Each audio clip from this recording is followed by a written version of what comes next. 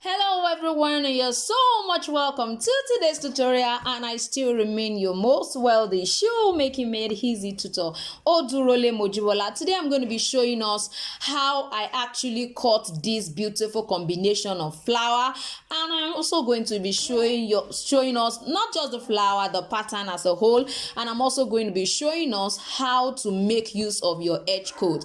I have seen a lot of us ask me this question so many times: how do I apply the edge coat? I'm going to be showing you the tips that I use to actually apply my edge coat. If you're watching my channel for the first time, I need you to know that all we do here is make shoemaking easy and simple. And don't forget to subscribe to my channel, press the notification bell so that each time I upload a video, you will be notified. I want you to sit back, and I'm gonna be right back. So, as far as this particular tutorial is concerned, I'm going to be showing you clearly how you can coat your edges. Now, I've explained thoroughly how you can work on your edge finishing before now, both on your synthetic leather and your genuine leather. Now, considering the fact that this is actually a synthetic leather and you find that at most times their edges are smooth, the first process you have to actually go through is to get your smooth sandpaper and try to smoothen all of the edges. So I'm going to be using a P220 grit sandpaper. So just try to work on the edges just to get them smooth. That's the reason for that.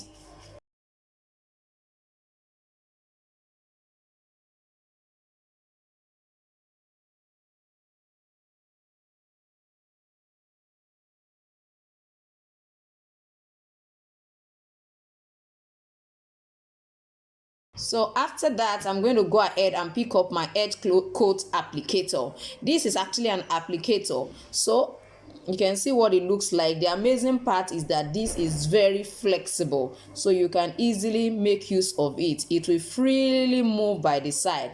I've seen some people use cotton board, I've seen some people use different kind of things, but I have found out that all those things are actually okay. They are okay in their own sense. The only thing I have noticed when you use all of that is that, one, it doesn't give you an even application. That is one. And it is very slow. It is very slow. You can imagine having about 10 batches, about 10 pairs of this to create, and you are busy using that cotton wool. It takes a longer time. So I will like you to actually get this. If you need this, please let me know. So I'm just going to insert this into it and then begin.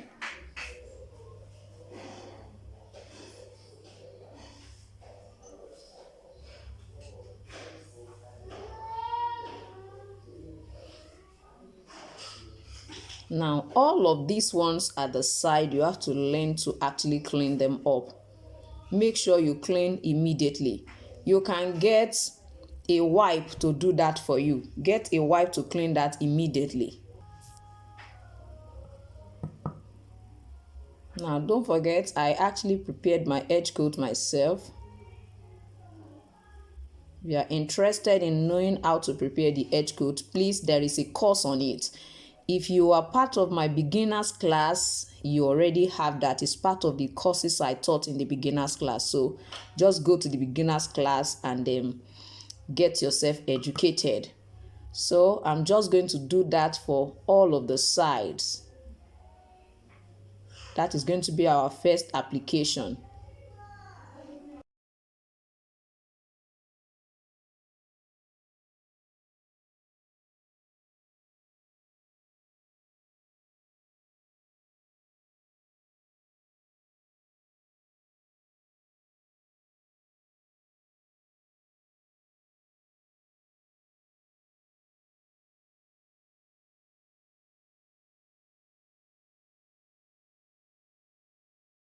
So let's just hang it and allow it to dry. So you can see what it now looks like. This is the first application. So after this, I'm going to go ahead and then still use my sandpaper. I told us it's 220 grit. That's what I'm using. I'm still going to do it again.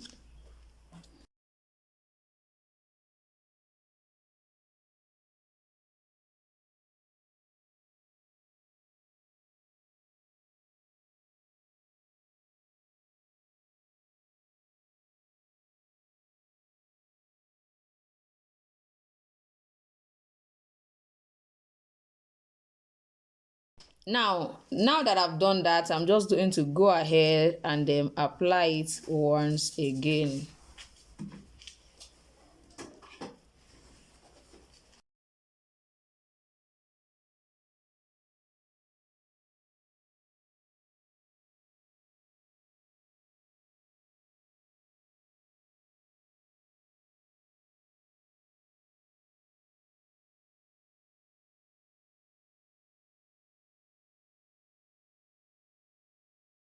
So now, as you can see what the edges now looks like, you can see what it looks like right from this side. See what it looks like here, and see what my design looks like. Yes, see what my design look like. So I'm sure with this video you should be able to apply your edge coat. You should be able to apply your edge coat. Like I said, you can use the edge coat applicator. I see some people use cotton wood, but as far as I'm concerned, it's not as fast as the edge coat applicator. So if you want me to, if you want to buy the edge coat applicator, I have some. Like I said, it's $5. You can also make your purchase yourself on AliExpress. I've taught on how to buy on AliExpress. So thank you for watching me today. Don't forget to subscribe to my channel if you have learned one or two things from this video.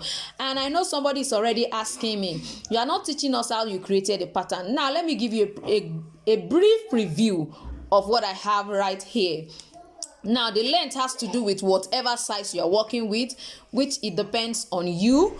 Now the width, my total width here is 7.5 centimeter. 7.5 centimeter the width. Now I went to the midpoint of that particular width, and I decide to open it up by 0.5 on this side, 0.7 on this side rather, and 0.7 on this side. You can decide to open 0.6 on each side so that the total width is going to be 12. This is what I mean.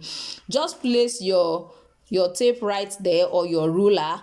Locate the midpoint, which is going to be about it's not going to be 3.5, it's going to be about 3.75. so from 3.75, measure 0.6 on this side, is 0.6 on this side, and you'll be having about 1.2 opening. So you cut it in, you do the same thing here. Now for this one is actually about 1.2 centimeters. So you also locate the midpoint, not exactly the midpoint, considering the fact that the joint line is going to be right, not at exactly the center. The joint line of your feet or your shoe last is not going to be at the center. So you just go ahead and do the same thing. Is 0.5 or 0.55 on this side, or 0.6, then is 0.6. All of the opening will just be 1.2. So you can go ahead. I also created this beautiful, you call it a bow, I don't know what you want to call it, on top of it. How did I create that? I just used this shape. So using that shape, I just decided to extend it. You can see what I have. I just extended the shape. So if you place it right here now, you find that I just doubled the shape. You can see what I did. I doubled that shape. It's still the same shape that is there. You cut this out, you cut this out, you cut all of this out and all of this out. But make sure you do it folded.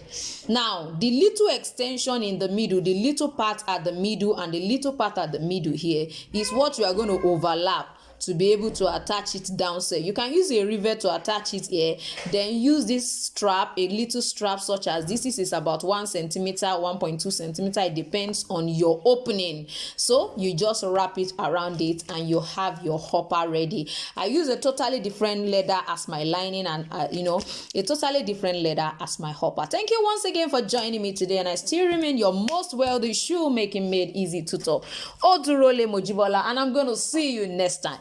Bye.